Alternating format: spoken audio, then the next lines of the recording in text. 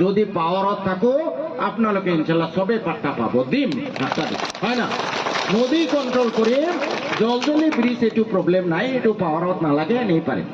এইটো এটা ৰাস্তাত আগবাঢ়ি আছে, জলজলি ব্ৰিজ হৈ যাব। নদীৰ কন্ট্রোল অলপ চলপ হ'ব, 5 কোটি 10 কোটি এনেকৈ হ'ব, পাৰ্মানেণ্ট পাৱাৰত থাকিব লাগিব। আৰু মই পাৱাৰত থাকিলে আপোনালোকে 3 বাৰ 15 বছৰৰ কাৰণে বিধায়ক বনাইছে, মই কেতিয়াও আপোনালোকক পাহৰি নাযাওঁ। বিধায়ক নাথাকি মোৰ সদায় মাথাত থাকিব, এইখিনি কাম কৰি থৈ আহিলোঁ, ফটাফট মাটিৰ পট্টা দিব লাগে, জলজলি ব্ৰিজটো কৰিব লাগে। মই বিৰোধী থাকিলেও কৰিম, এইটো চিন্তা নকৰোঁ। হয়তো লাগ ভাল হ'লে আমাৰ ইলেকশ্যনৰ আগত ঘোষণাও হৈ যাব পাৰে, মই খবৰ পাই যাম আৰু কিছুদিনৰ ভিতৰত। বিধায়ক জোৰেই নাথাকো কেলে, যদি পাৱাৰ পাওঁ, মাটিৰ পট্টা আৰু নদীৰ সামগ্ৰিক নিয়ন্ত্ৰণ মোৰ টপমষ্ট প্ৰায়ৰিটি।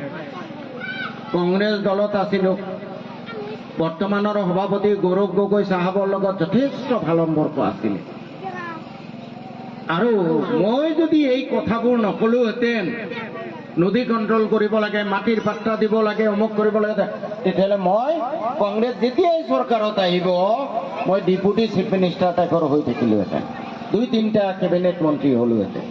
কিন্তু যদি কেবিনেট মন্ত্ৰী হৈ মই মাটিৰ পট্টা দিব নোৱাৰো, নদী কন্ট্ৰোল কৰিব নোৱাৰো, তেনেকুৱা ঘোঁৰাৰ গাখীৰ মন্ত্ৰী মোৰ দৰকাৰ নাই। বুজি পাইছেনে কথাটো? মোৰ সন্মুখেদি অন্যায় হ'ব, মই চুপচাপ বহি থাকিম, পইচাৰ কম, তাতকৈ মই এই MLA মন্ত্ৰী বাদ দি বহি থকা ভাল।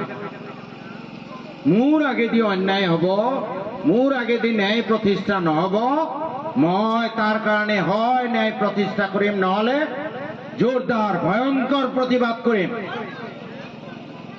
অন্তত বিবেকৰ দংশনৰ পৰা মুক্ত পাম। বুজি পাইছেনে কথাটো?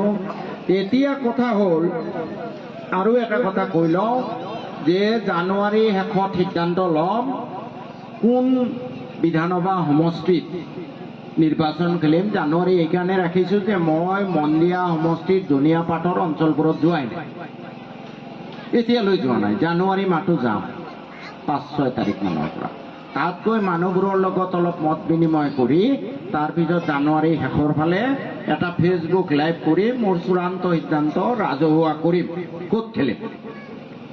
কিন্তু আপোনালোকক এটা কথা কৈছোঁ, যেনেকৈ মই কৈছোঁ যে মই জোৰেই MLA নহওকে এই সমস্যাবোৰ সমাধান কৰিম, ঠিক তেনেকৈ মই যদি চেঙাৰ বিধায়ক নহওঁ, আপোনালোকক এটা অনুৰোধ জনাইছোঁ যে আপোনালোকে কেতিয়াও নাভাবিব যে শ্বেৰমান চাহাব এতিয়া বেলেগ সমষ্টিৰ MLA, আমাৰ সমস্যালৈ সেই ক'ৰবাত পালাদিত যাব লাগিব, বৰপেটাত যাব লাগিব, দৰকাৰ নাই।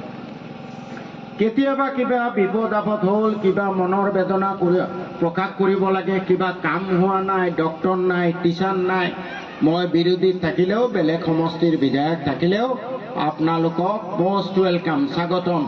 আপোনালোকক মই নিজৰ ঘৰৰ মানুহ বুলি ভাবি আছোঁ, কাৰণ আপোনালোকে মোক 3 বাৰ বিধায়ক বনাইছে।